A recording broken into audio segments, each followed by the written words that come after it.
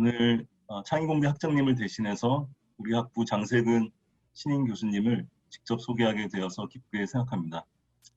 장세근 교수님은 바로 제 옆방에 계십니다. 저희 학부에 이제 몇 년 전에 두 분의 신임 교수님이 한 해 같이 부임하셨습니다.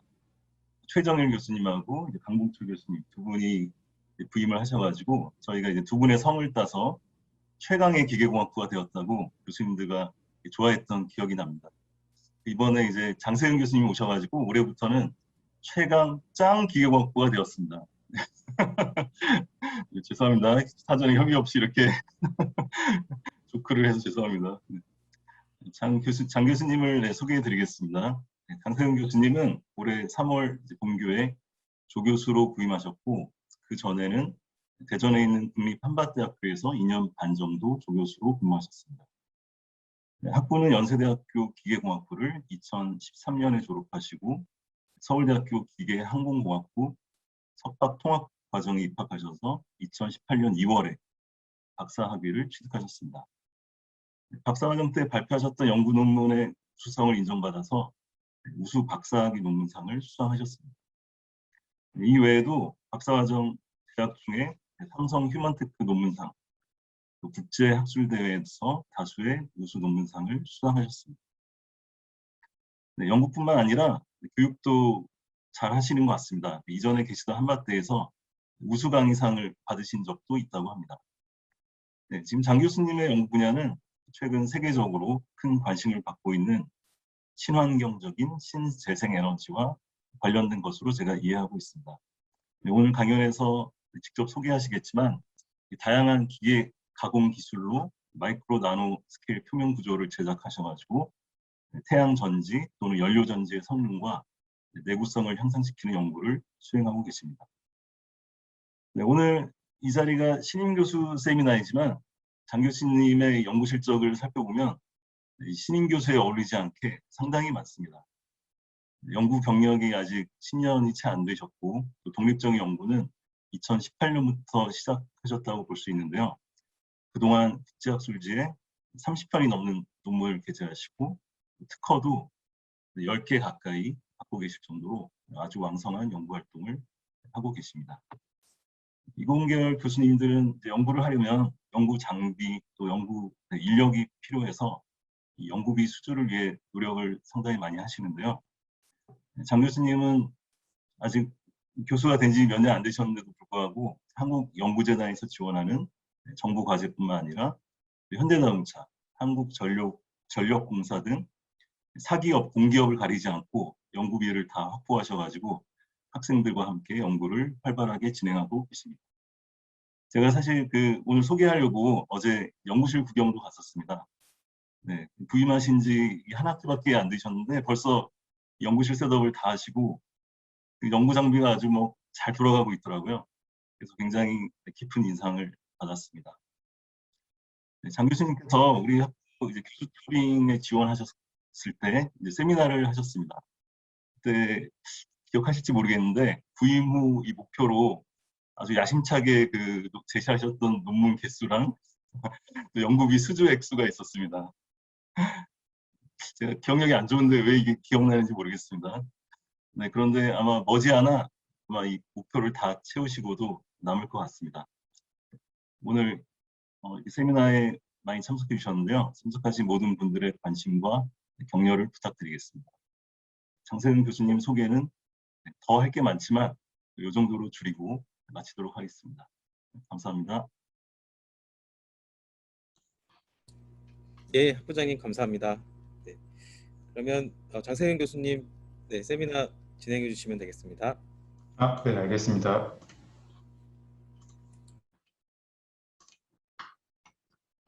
네, 보이시나요? 네, 잘 보입니다. 네, 그러면 시작하도록 하겠습니다. 예, 안녕하세요. 저는 국민대학교 기계공학부 장세근이라고 합니다. 우선 이렇게 신임 교수 공개 세미나에 발표 기회를 주셔서 감사의 말씀을 전해드립니다. 그래서 제 오늘 발표 주제는 앞에서 말씀해 주신 것처럼 이제 고분자전지 연료전지의 성능 향상을 위한 이러한 제가 진행했던 막정극 계면 제어 연구에 대해서 간략히 소개를 해드리고자 합니다. 그래서 제 소개를 하려고 했었는데 이제 김준경 학부장님께서 너무나 잘 해주셔가지고 그래서 저는 최근에는 이제 그 태양전지 연구를 많이 했다가 최근에는 이제 수소 생산을 위한 수전의 시스템이라든가 아니면 연료전지에 대한 연구를 집중적으로 하고 있고 여기서는 이제 재료의 합성뿐만 아니라 이제 마이크로 나노 이제 기계 가공 기술을 이제 접목해서 연구를 진행을 하고 있습니다. 혹시나 이제 제 연구나 연구실에 그 관심 있는 이런 분들은 학과 홈페이지에서 제 홈페이지 링크를 보시면 될 것 같습니다. 그래서 오늘 발표는 다음과 같이 진행을 하려고 하고 있습니다. 그래서 연료전지에 대해서 아시는 분들도 있고 모르시는 분들도 있을 것 같아서 간략히 연료전지에 대해서 소개를 해드리고 그래서 제가 해왔던 연구들 중에서 이제 많은 사람들이 이해할 수 있는 좀 쉽게 이해될 수 있고 이제 직관적으로 이제 확인할 수 있는 그런 연구들을 좀 추려가지고 간략히 소개를 해드리도록 하겠습니다. 저희가 이제 모두 알고 계시다시피 이제 환경 오염이 이제 심각해지고 있습니다. 그래서 화석연료 사용에 따른 이제 대기 오염과 지구 온난화 문제가 이제 심각한 상황이고 그럼에도 불구하고 저희의 이제 에너지 소비량은 지속적으로 증가를 하고 있습니다. 그래서 이에 발맞추어서 이제 각국은 이제 각종 친환경 에너지 정책을 발표하고 있고 우리 정부 역시 신재생 에너지 2030 정책을 발표함으로써 이제 2030년까지 전체 전기 생산량의 20%를 이제 신재생 에너지, 즉 뭐 태양광이라든지 풍력 등을 이용해서 이제 생산하고자 이렇게 노력을 하고 있습니다.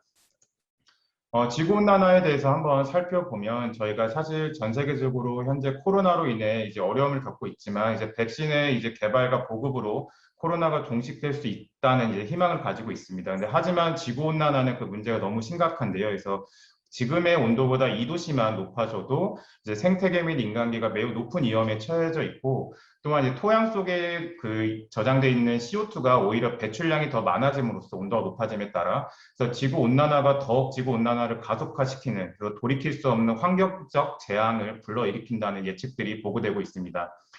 이를 대비하고자 이제 각국들이 이제 탄소 중립을 선언하고 있는데요. 그래서 탄소 중립이라고 하면 탄소를 이제 배출한 만큼 탄소를 흡수해야 된다는 것을 의미하고 전체적으로 이산화탄소의 배출량을 제로로 만든다는 이제 정책입니다. 또한 이제 그 환경적 규제가 강한 유럽에서는 보면 EU에서는 이제 다음과 같이 이제 자동차나 상용차 같은 경우에 이제 CO2 에미션, 그러니까 배출량을 강력하게 규제를 하고 있습니다.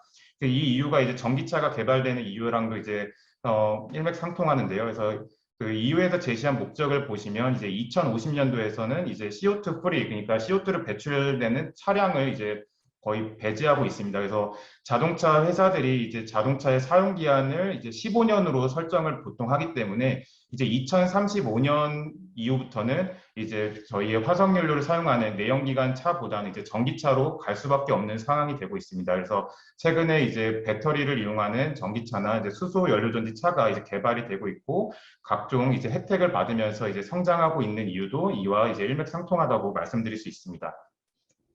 그래서 오늘 제가 말씀드리고자 하는 부분은 연료전지 시스템에서 가장 상용화가 많이 되어 있는 고분자 전해질막 연료전지에 대해서 소개를 해드리고자 합니다. 그래서 고분자 전해질막 연료전지라는 것은 이제 100도 이하에서 작동을 하고 이제 시동 응답 특성이 빠르고 그다음에 이제 그런 시스템 구성이 간단하기 때문에 여러분들이 다 아시는 이런 수소 전기차나 이제 수소 버스를 이제 도입하려고 하고 있고 수소 선박 그리고 이제 드론용 에너지원으로 사용하려고 하고 있습니다. 그래서 배터리에 비해서 수소는 이제 오랜 시간 운전이 가능하기 때문에 이제 장시간 드론 채공에 대한 부분이 이제 최근에 각광받는 분야고 또한 실내 이런 지게차 부분이 이제 최근에도 각광을 받는 이유가 이제 실내에서 매연을 뿜을 수 있는 지게차에 연료전지를 사용해서 매연을 줄이자 이런 움직임도 많이 보이고 있습니다.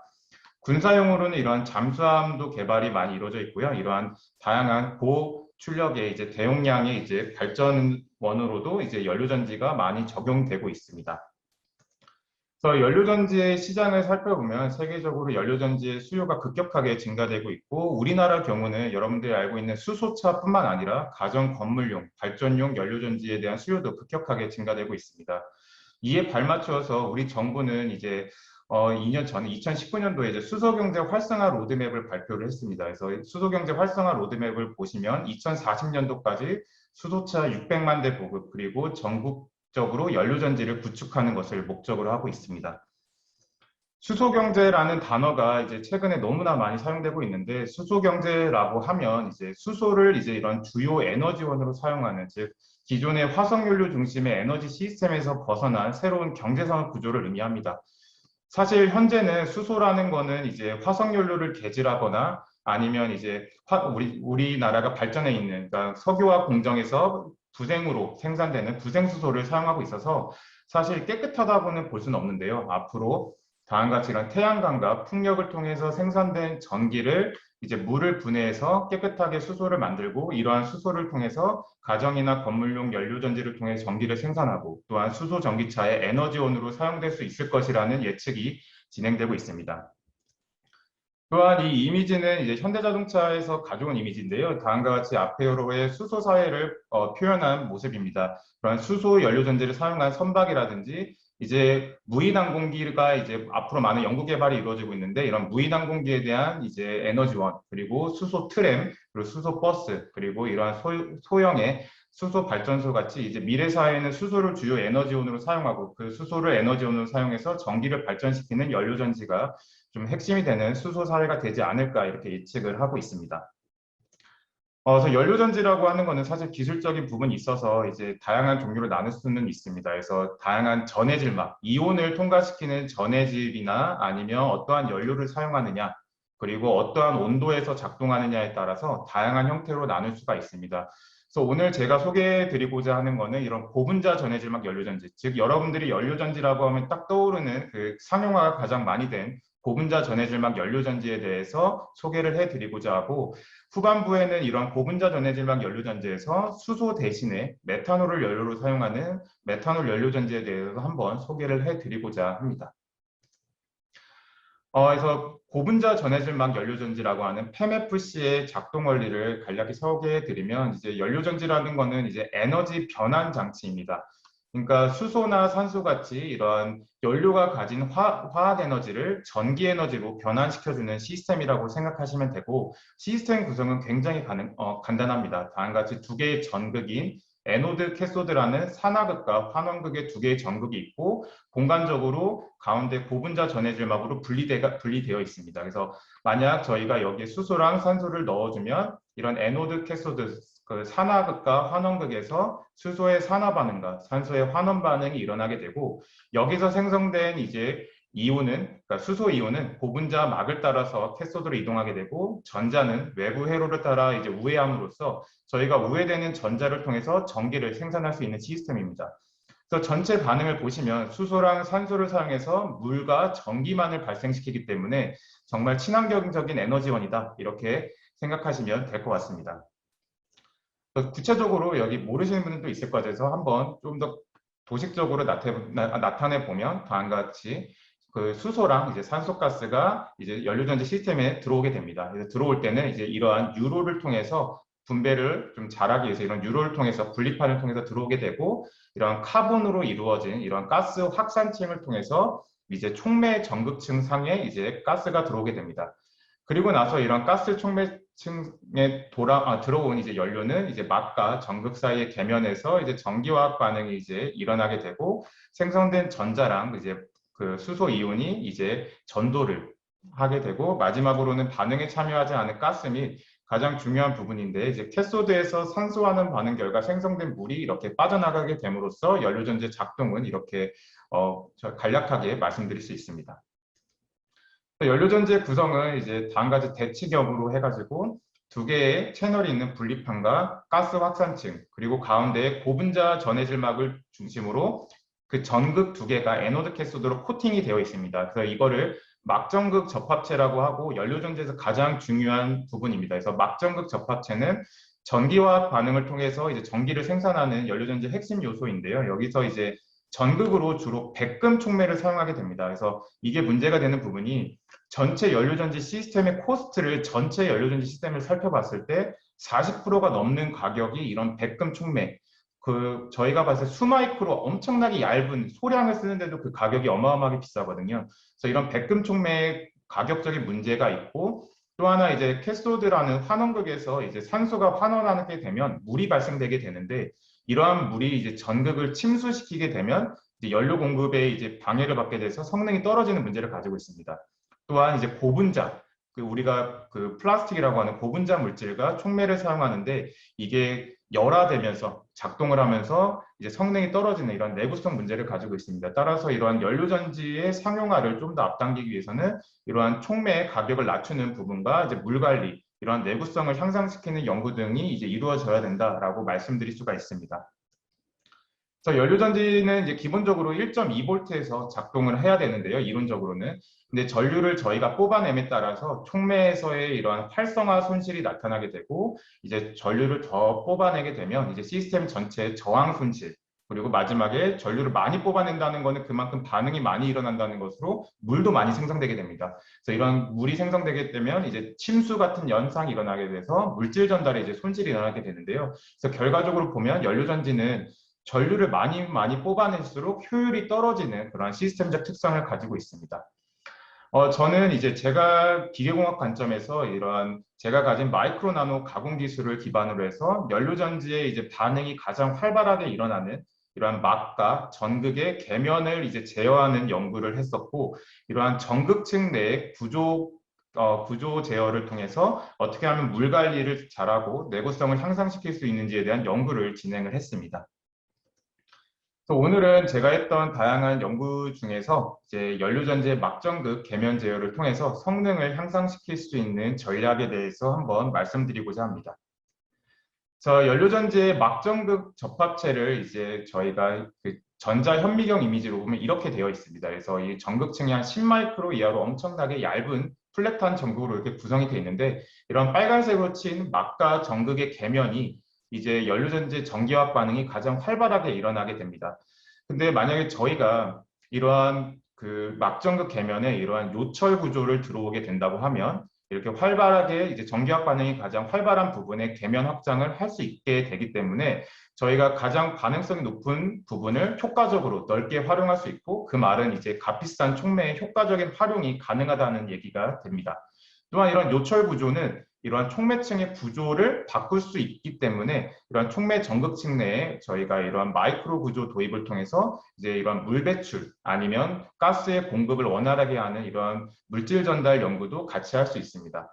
그래서 여기서 제가 주목한 거는 제가 가진 이제 마이크로 나노 이제 그런 멀티 스케일 패터닝 기술을 기반으로 해서 이러한 계면의 면적을 극대화할 수 있는 이런 마이크로 나노 패턴이 공존해 있는 이러한 전해질박을 이제 만들었습니다. 이렇게 마이크로 나노 멀티 스케일이 있음으로써 이러한 요철 구조를 극대화함으로써 촉매의 활용률을 이제 극대화하고자 하였고, 또한 이제 촉매층이 여기에 도포되게 되면 다음과 같이 마이크로 구조를 따라서 이러한 기하학적 형상을 가지고 있는데, 이러한 기하학적 형상을 통해서 물 배출을 동시에 향상시키고자 하였습니다. 그러면 이런 그 표면을 확대를 시킬 수 있는 그러한 기술을 어떻게 했냐라고 했을 때 간단하게 이런 리소그래피를 개발을 했습니다. 그래서 그 고분자가 변형할 수 있는 이제 온도 한 130도 이상의 고분자가 이제 물컹거리는 온도에서 나노 패턴을 이용해서 이제 저희가 누르게 되면 다음과 같이 이런 나노 패턴이 형성이 되게 됩니다.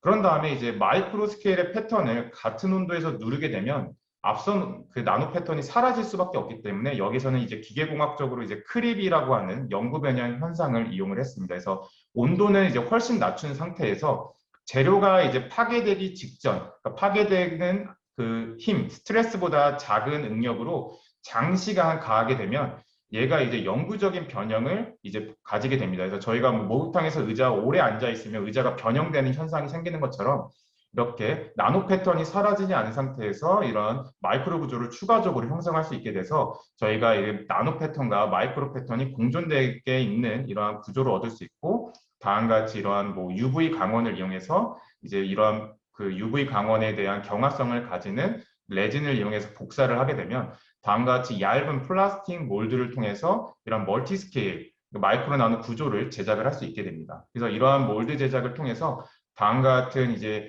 연료전지의 고분자 전해질막 표면을 다음과 같이 패터닝을 진행을 했습니다.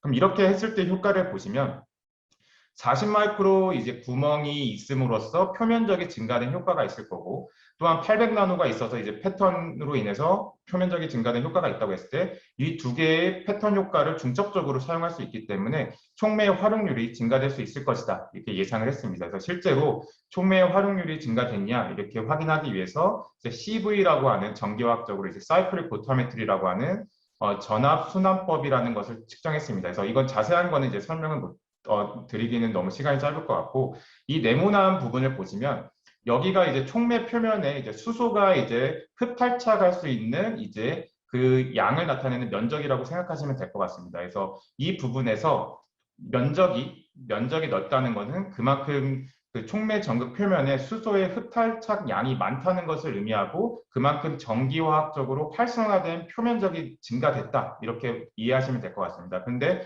여기서 저희는 같은 백금 촉매량을 사용했음에도 불구하고 이러한 계면의 확장 효과만으로도 이제 촉매의 활성화된 표면적을 증가시킬 수 있었고, 연료전지의 성능을 측정해 본 결과, 그래서 연료전지의 그래프를 보시면 왼쪽이 이런 볼티지 전압이고요, X축이 이제 전류 밀도, 그리고 이 두 개를 곱한 게 파워, 전력 밀도가 오른쪽에 나타납니다. 그래서 성능이 이제 10% 이상, 거의 11% 이상 가깝게 증가된 것을 확인할 수 있었는데, 이 증가된 이유는 이제 촉매의 효과적인 활용이 있었기 때문이다, 이렇게 생각할 수 있고, 추가적으로 이제 이렇게 고전류 밀도, 그러니까 전류가 높다는 거는 이제 반응이 높아서 물이 많이 생성된다는 건데, 물이 이제 많이 생성되는 지역에서 효과가 더 드라마틱하게 나타났다, 이렇게 말씀을 드릴 수가 있고, 그 이유는 이런 저희 촉매층 구조의 기하학적 형상에 기인한다고 저희는 이제 가정을 하였습니다. 그래서 촉매층에 이제 연료전지 촉매층에 물방울을 떨어뜨리면 통통통 막 튑니다.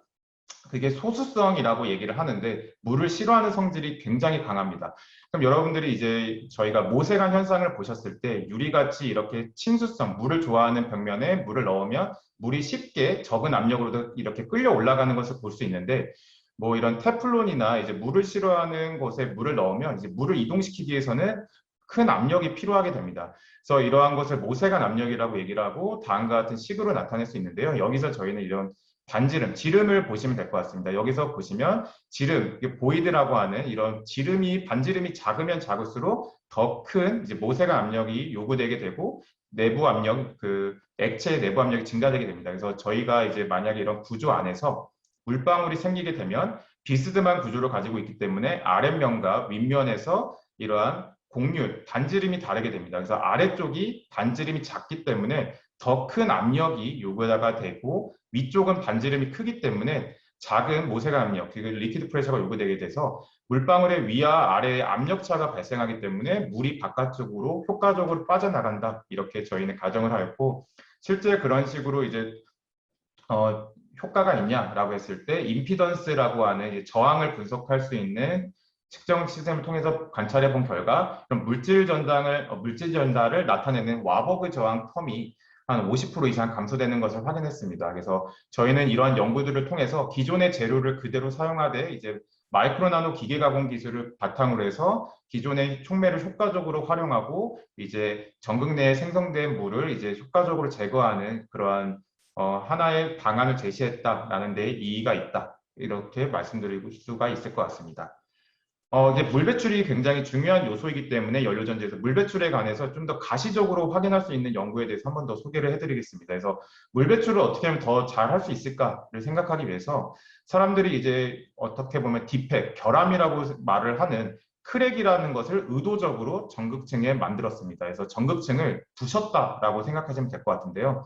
다음과 같이 이런 프리즘, 여러분들이 샤프한 프리즘을 가지는 몰드를 이용해서 고분자 전해질막이 가지는 유리전이 온도라고 하는 물컹물컹해지는 온도 이상에서 눌러서 인프린팅을 통해서 다음과 같은 형상을 만들고, 촉매를 이제 위에다가 이제 뿌리게 되면 다음과 같은 막전극 접합체가 만들어지게 되고, 이제 촉매 전극층은 딱딱한 성질을 가지고 고분자막은 이제 어떻게 보면 되게 물렁물렁한 성질을 가지고 있기 때문에 두 개의 그 물질 사이에 모듈러스, 강성이라는 차이가 발생해 돼서 저희가 이거를 당기게 되면 촉매층에 이렇게 크랙이 발생되게 되고, 다음과 같이 이제 전극층 사이사이에 빈틈이 존재하게 됩니다. 그래서 실제적으로 이미지를 보시면 다음과 같이 원래 이게 하나도 크랙이 없어야 되는 부분인데 다음과 같이 이제 20 마이크로 피치를 가지는 이제 프리즘과 50 마이크로 피치를 가지는 프리즘을 통해서 이제 다음과 같은 인장, 위아래로 당기는 인장을 이제 원래 길이에 대비 뭐 50%,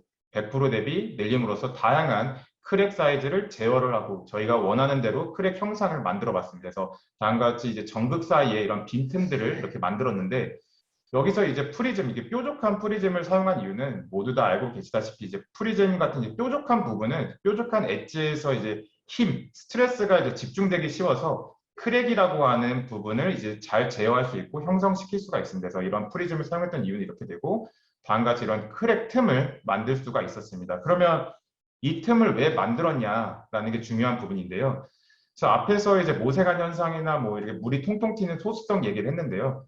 이런 소수성 특징을 가지는 시스템에서는 이 우리가 연료전지 전극을 보면 이제 백금 촉매 전극이 이제 50나노 이하의 사이즈가 됩니다. 그래서 이 전극층 내부는 기공이 있는데 기공이 50나노 이하로 매우 작습니다.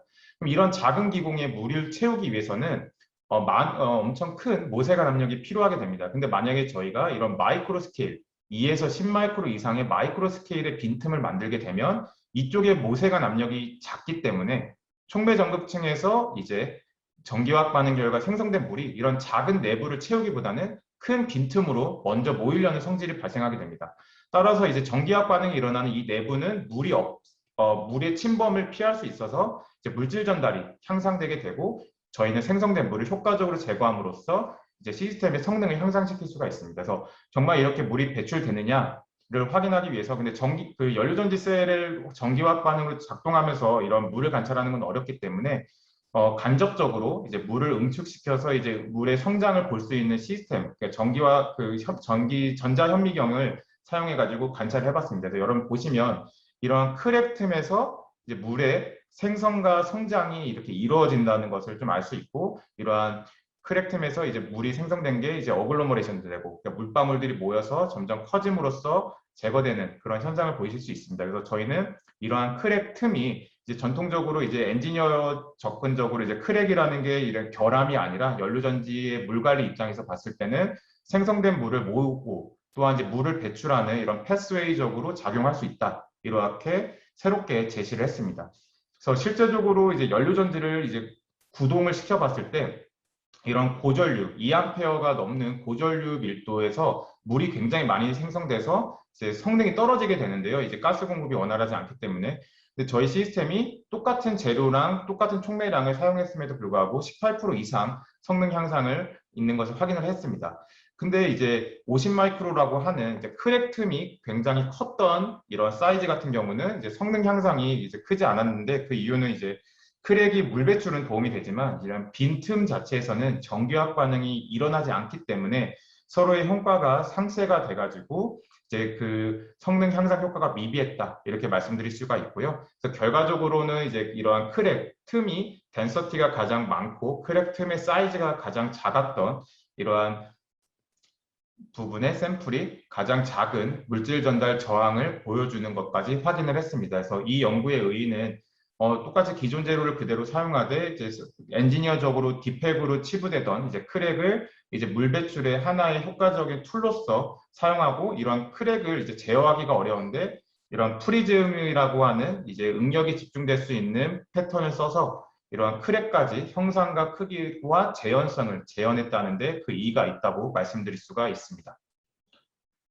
다음으로는 이제 다른 연구들을 좀 소개해드리고자 합니다. 그래서 여러분들 뭐 플렉서블 소자, 뭐 요즘에 뭐 폴더블 폰 이런 것도 많이 나왔는데 제가 2017년도에 연구를 했을 때 이제 플렉서블 소자에 대한 관심이 엄청나게 높았습니다. 근데 연료전지에 대한 거는 보면 연료전지는 모든 이제 구성 요소가 딱딱한 걸로 되어 있고 그 부피도 엄청 크고 무겁기 때문에 이런 플렉서블 소자에 대한 연구가 거의 없었습니다. 그래서 저는 기계공학과이기 때문에 이런 마이크로 나노 기계 가공 기술을 바탕으로 이런 플렉서블 연료전지를 한번 만들어 보자라고 해서 다음과 같이 한번 만들어 봤습니다. 그래서 저희가 열 변형이 가능한 이제 폴리카보네이트 필름이라는 것을 한 200 마이크로 이하의 얇은 필름 위에다가 그 유로를 가진 채널로 이렇게 찍어 가지고 분리판처럼 이렇게 유로를 만들었고요. 이 유로 위에다가 뭐 50마이크로 이하의 엄청나게 얇은 금속 방막에다가 레이저 머신닝을 통해서 전기 집진체를 만들었습니다. 그리고 그 가운데는 연료전지의 핵심이 되는 이런 막전극 접합체를 배치를 해서 다음과 같이 두 가지의 플렉서블 타입의 연료전지를 만들었습니다. 그래서 이 아래쪽에 있는 거는 이제 수소랑 산소가 직접적으로 유로를 통해서 공급이 되는 이제 시스템이고, 위 시스템은 수소만 이제 채널을 통해서 공급해주고, 사실 산소는 주변의 에어에서 우리 공기에서 얻을 수 있기 때문에 주변의 공기로 자연적으로 이제 컨벡션, 그러니까 저희가 대류로 들어올 수 있게끔 하는 시스템을 두 개를 만들었습니다. 그래서 다음과 같이 만들었을 때 쉽게 구부러지는 연료전지를 구현됐다는 것을 확인할 수 있었고, 만들어진 거를 봤을 때 저희가 한 2g짜리로 만들었습니다. 2g짜리로 만들고 두께는 이제 놀랍게도 한 1mm 이하로 만들었고, 그 1mm 이하로 만들게 되면 기계공학적으로 저희가 이제 당연히 굽혔을 때 이제 스트레스라고 응력을 덜 받게 되거든요. 그래서 이러한 굽히거나 말거나 아니면 S자로 꺾어도 성능이 잘 나오는 시스템을 개발을 했습니다. 그래서 이 시스템에서 저희가 보여줬던 거는 그 당시에 무게당 이제 세계 최고 성능을 보고를 하였고요.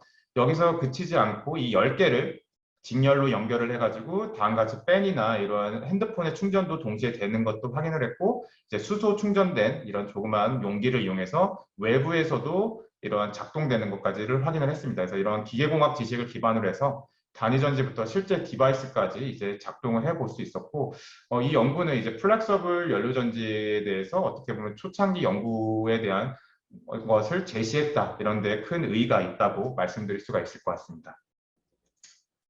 이제 마지막으로는 이제 연료전지 중에서 메탄올 연료전지를 한번 소개해드리고 싶어서 이 마지막으로 소개를 해드리고자 합니다. 그래서 메탄올 연료전지는 앞에서 소개해드린 고분자 전해질 연료전지랑 똑같습니다. 똑같은데 수소 대신에 이제 액체 메탄올을 연료로 사용합니다. 그래서 수소의 산화 반응이 아니라 메탄올의 산화 반응이 일어나는 연료전지 타입입니다. 그러면 제가 왜 메탄올 연료전지를 소개를 해드리냐 하면, 사실 최근에 이제 진짜 최근에 중국에서 메탄올 생산량이 어마어마하게 많이 나오기 때문에 이런 메탄올을 남아도는 메탄올을 사용하기 위해서 이런 직접 메탄올 연료전지에 대한 연구가 다시 각광을 받고가 있습니다. 그러면 메탄올 연료전지 장점이 뭐냐면 이제 액체로 메탄올을 이룰 수 있기 때문에 충전하고 이제 들고 다니기가 쉽습니다. 그래서 수소 연료전지나 이제 수소 사회에서 가장 문제가 되는 게 수소 공급 인프라 구축이거든요. 이제 수소 스테이션이나 수소를 어떻게 공급하고 저장할 것이냐가 문제가 되는데, 이런 액체 메탄올은 충전하기가 쉽고 이제 다루기가 쉽기 때문에 이런 소형 휴대용 전원이나 아니면 이런 지게차에다가도 사용할 수가 있고, 여기서 보시면 이제 우리나라 이제 기업인데 5분 메탄올 충전에서 8시간 운전 가능한 이러한 지게차도 선보였습니다. 이런 지게차는 실내에서 사용했을 때 당연히 물과 이제 전기만 발생하기 때문에 아주 깨끗하다고 볼 수가 있어서 최근에 이런 DMFC에 대한 관심이 다시 급증하고 있습니다. 그러면 무조건 좋지 않냐, 수소 대신 메탄올 사용하고 좋지 않냐 했을 때 심각한 두 가지의 문제점이 있습니다. 그래서 수소 대신 메탄올을 사용하고 있는데, 메탄올은 이제 화학 반응식을 보면 6개의 전자가 관여되는 반응입니다. 그래서 굉장히 느리게 일어납니다. 그래서 반응이 느리다는 것은 전류를 뽑아내는 게 우리가 상대적으로 적다는 것을 의미하고 시스템의 성능이 낮다라는 것을 의미를 합니다. 그래서 그만큼 촉매량도, 백금 촉매량도 어마어마하게 많이 요구되는 문제점이 있고요. 또 하나 가장 큰 문제가, 여기서 이제 연료전지의 작동을 앞에 소개를 해드렸는데, 여기서 그 에노드에서 프로톤이 생성이 되면 프로톤이라는 수소 이온이 고분자 전해질막을 따라서 캐소드로 넘어갑니다. 캐소드로 넘어갈 때 그냥 넘어가지 않고 물 분자를 가지고 수화된 형태로 넘어가게 되는데, 여기서는 액체 메탄올이 봤을 때 여기는 액체 메탄올이 많으니까 여기는 없고 농도차가 발생하게 되고, 액체니까 쉽게 물을 따라서 넘어가게 됩니다. 캐소드 쪽으로 넘어가면 안 돼야 될 게 넘어가게 됩니다. 그러면 이제 환원극에서는 산소의 환원 반응만 일어나야 되는데 넘어온 메탄올이 산화 반응을 일으키니까 두 개가 전이가 혼성적으로 믹스드 포텐셜이라고 하는 혼성 전이가 발생되게 돼서 시스템의 전이가 크게 떨어지는 문제점이 발생합니다. 그래서 DMF 직전 메탄올 연료전지 상용화의 가장 큰 문제점은 이런 느린 메탄올의 산화 반응과 이런 메탄올 투과에 의한 시스템의 혼성전이 발생이 가장 큰 문제입니다. 그래서 저는 이 두 가지 문제를 동시에 해결하기 위해서 앞에서 소개해드린 이런 멀티스케일 패턴 전략을 통해서 이제 느린 메탄올의 산화 반응을 이제 효과적으로 향상시키고자 하였고, 추가적으로 이제 골드라고 하는 레이어를 이렇게 도입해서 메탄올의 투과를 동시에 막음으로써 메탄올 연료 존재 성능을 이제 크게 증가시키고자 연구를 진행을 했습니다. 그래서 이제 앞에서 잠깐 소개해드렸던 것처럼 다음과 같이 이러한 제가 가진 리소그래피 기술을 이용해서 이런 마이크로 나노 스케일이 같이 혼재되어 있는 이러한 몰드를 이용해서 이제 고분자 전해질막이 변형할 수 있는 온도 위에서 이렇게 패터닝을 진행을 했습니다. 그래서 표면이 다음과 같이 이런 마이크로 나노의 요철이 생기는 것을 할 수 있고, 그냥 많이들 사용하는 일반적인 연료전지 타입이 이렇게 플랫한 전극을 가진 반면에 저희가 가진 거는 이런 멀티스케일 패턴된 부분에 총매층이 이렇게 있게 되고, 이 부분이 가장 반응이 많이 활발하게 일어나고 뒤로 갈수록 반응이 적게 일어납니다. 그래서 저희는 이 반응이 가장 활발한 부분에 계면을 확장시켜서 사용했기 때문에 메탄올의 이제 느린 산화 반응을 어느 정도 이제 상상시키는 데 노력을 하였고, 또 하나 이제 저희가 생각해 볼 수 있는 게, 이게 계면이 확장됐다는 거는 이제 전극층의 두께를 생각해 보면 저희가 같은 양의 촉매를 쓰기 때문에 이 부분이 면적이 확장이 되면 전체적인 촉매층의 두께는 얇게 가져갈 수 있기 때문에 물질 전달 향상에도 도움을 될 수 있습니다. 그래서 저희는 이러한 패턴된 막을 통해서 전체적으로 느린 메탄올의 산화 반응을 향상시키고자 노력을 하였습니다. 그리고 이제 메탄올의 투과를 이제 해결하기 위한 전략으로 이런 그러니까 골드라고 하는 거는 우리가 금은 어떠한 전기화학 반응에 있어서 이너트한 성질을 가지고 있기 때문에 골드 레이어를 도입을 했습니다.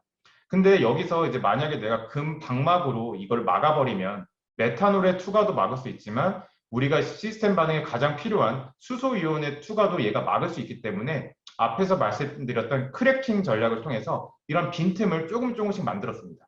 이 빈틈을 통해서 수소 이온을 통과시키게 하고 메탄올의 투과는 저지시킴으로써 메탄올의 투과를 이제 막으면서 동시에 수소의 이온 전도도는 확보하는 그런 전략을 취했습니다. 그래서 이를 위해서 앞에서 만들었던 그런 패턴된 막 위에 이제 썰모 이베퍼레이터라고 하는 저희가 골드 입자를 이제 저희가 끓이게 되면 이제 골드를 이제 기상으로 증착할 수 있는데, 이런 40나노 정도 증착을 해서 다시 이렇게 얘네 둘의 강성 차이를 이용해서 당기게 되면 다음같이 보시면 이제 골드 레이어 사이에 이런 프리즘 골 사이에 이제 깨진 크래킹 된 게 보입니다. 그래서 이게 사실은 100나노이기 때문에 100나노는 사실은 이제 빛의 파장보다도 사실 가시광선보다 짧은 그런 정말 작은 지름이잖아요. 그래서 이런 100나노 수준의 이런 크래킹을 통해서 수소 이온 전도도는 확보하면서 이 나머지 부분은 이제 금 방막을 통해서 메탄올의 투과는 막는 연구를 진행을 했습니다. 그래서 정말 메탄올 투과가 줄어들었냐 이걸 확인하기 위해서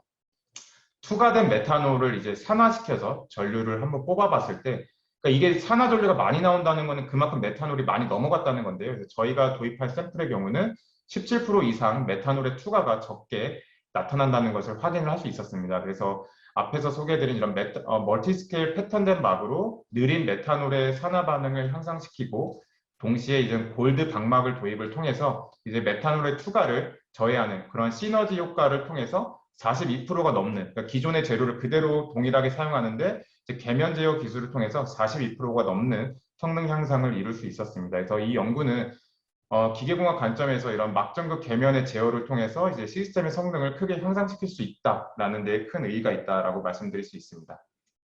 여기까지 제 연구에 대한 발표고요. 앞으로 제가 계획하고 있는 연구 한 1, 2분 정도 말씀드리도록 하겠습니다. 그래서 이 부분은 여러분들 이제 정말 새롭게 이제 과제들도 나오고 이제 시작하는 부분인데요. 암모니아 연료전지에 대한 부분입니다. 그래서 수소경제 활성화에 대해서 초기에 설명을 드렸는데요. 우리나라가 이제 수소경제 활성화를 통해서 이제 현대자동차나 이제 뭐 두산 퓨어셀 이런 걸 통해서 이제 수소차나 수소에 대한 부분이 이제 연료전지 부분은 이제 전 세계적으로 리딩하고 있습니다. 그래서 이 자료는 사실 2019년 기준이기 때문에 작년까지는 현대가 좀 판매량이 많았는데 올해 토요타가 이제 약진하고 있는 것은 알고 있지만, 그래서 어쨌든 전 세계적으로 우리나라가 이제 수소차나 연료전지에서 이제 굉장한 이제 우위를 차지하고 있습니다. 하지만 이제 선진국과 비교해서 수소 인프라, 수소 충전소나 이런 게 굉장히 부족한 상황입니다. 그래서 여기서 이제 관심을 받고 있는 게 암모니아입니다. 암모니아. 그래서 암모니아는 이제 왜 필요하냐라고 했을 때 저희가 보통 수소를 압축해서 사용을 합니다. 그래서 수소를 이제 특수 설계된 용기에다가 350바에서 700바라는 엄청난 고압으로 압축을 하게 됩니다. 그래도 수소는 이제 액화되지 않고 이제 기체 상태로 저장되기 때문에 이 부피당, 단위 부피당 저장할 수 있는 에너지가 그렇게 크지가 않습니다. 그리고 이러한 높은 압력을 견디기 위해서는 이제 수소 용기를 굉장히 강하게, 그래서 뭐 탄소 나노튜브를 겉면에 감는다든지 특수 용기를 설계를 해야 돼서 이런 가격적인 부담을 가지고 있습니다. 하지만 이제 암모니아 같은 경우는 이제 상온에서 정말 상대적으로 낮은 압력, 10바라는 낮은 압력만 가해줘도 액화시킬 수 있습니다. 그래서 액체 상태의 암모니아 같은 경우는 당연히 액체이기 때문에 이제 단위 부피당 에너지 밀도가 높고, 그리고 저희가 사실은 암모니아 생성 기술은 기술적 발전도가 높기 때문에 상대적으로 코스트가 낮아서 이런 암모니아를 만약에 사용하게 되면 앞에서 메탄올 연료진 설명드렸던 것처럼 수소 인프라가 필요 없다는 장점을 가질 수가 있기 때문에 암모니아 연료전지가 이제 작년부터 이제 영구적으로 많이 보고가 되고 있고요. 그래서 암모니아는 앞에서 소개해드렸던 것처럼 탄소 중립을 통해서 태양광이나 뭐 풍력을 통해서 생산된 뭐 수소와 질소의 합성을 통해서 암모니아를 생성을 하고, 액화된 암모니아를 이제 운반과 저장을 통해서 만약에 직접 연료로 사용한다고 하면 정말 효과적이지 않을까라고 사람들은 다 예측을 하고 있고요. 그래서 암모니아 연료전지 작동은 이제 제가 한번 그림으로 그려놓은 건데 한번 보시면, 암모니아 연료전지는 당연히 이제 메탄올 연료전지랑 비슷하게 수소 대신 암모니아를 쓰니까 암모니아의 산화 반응이 이렇게 일어나게 됩니다. 근데 암모니아의 산화 반응을 보시면 여기는 또 12개의 전자가 참여하는 좀 느린 반응으로 암모니아의 산화 반응 생각보다 이제 쉽지가 않습니다. 그래서 여기서 그것을 향상시키기 위해서 보통 연료전지는 이제 H+라고 하는 수소 이온이 이제 이동하는 산성 분위기에서 작동을 하게 되는데, 이번엔 여기서 보시면 OH-, 그래서 수산화 이온이 이제 통과되는 이러한 염기성 분위기에서 작동을 하게 됩니다. 그래서 염기성 분위기에서 이제 작동을 하게 되면 촉매의 활성도가 산성보다 높게 돼서 이제 암모니아의 이제 산화를 효과적으로 시킬 수 있고, 가장 중요한 거는 염기성 분위기에서는 백금 촉매 대신 비백금계, 백금을 쓰지 않아도 산소의 환원 반응을 이제 일으킬 수 있습니다. 그래서 사람들이 요즘에 백금 가격 때문에 비백금계 촉매를 만들면서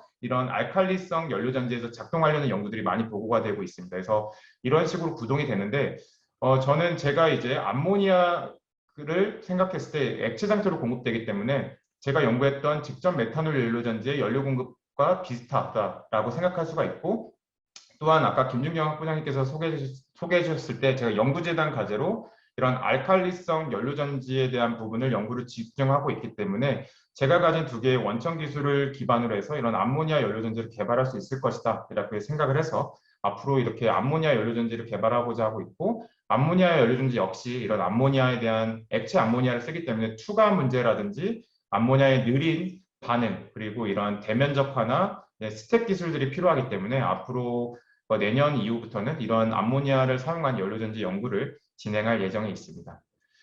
제 발표를 요약해보면 다음과 같습니다. 저는 이제 최근에 이제 부상하고 있는 고분자 전해질막 연료전지에서 이제 많은 화공과나 이제 제로과 교수님들께서 많은 촉매나 신물질을 개발을 하고 있는데요. 그래서 저는 이러한 기존의 제로나 이런 신물질을 이용해서 시스템의 구조를 이제 변경하는, 막과 전극 계면을 제어한다든지 이러한 전극층의 특정한 구조를 집어넣는 이러한 스트럭처링 기술을 통해서 시스템의 성능을 향상시키는 연구들을 진행하고 있고, 기계가공 기술을 통해서 이러한 새로운 타입의 연료전지를 제시를 하거나 아니면 이제 뭐 메탄올 연료전지나 앞으로 이제 암모니아 연료전지 같은 연료전지 시스템이 가지고 있는 고질적인 뭐 이런 투과 문제라든지 느린 반응들을 향상시키기 위한 이런 계면 반응을 이제 확장시키는 연구들을 집중하고 있습니다. 제 발표는 여기까지고요. 저는 보통 기계공학과 교수님들랑도 공동 연구를 하고 있지만 다양한 화공과랑 제로과 교수님들이랑 연구소랑 연구를 같이 하고 있습니다. 그래서 혹시라도 세미나를 듣고 있으신 분들 중에 다른 과 교수님이나 다른 과 분들이 계시면 같이 공동 연구를 진행하면 좋을 것 같습니다. 제 발표는 여기까지입니다. 경청해 주셔서 감사드립니다.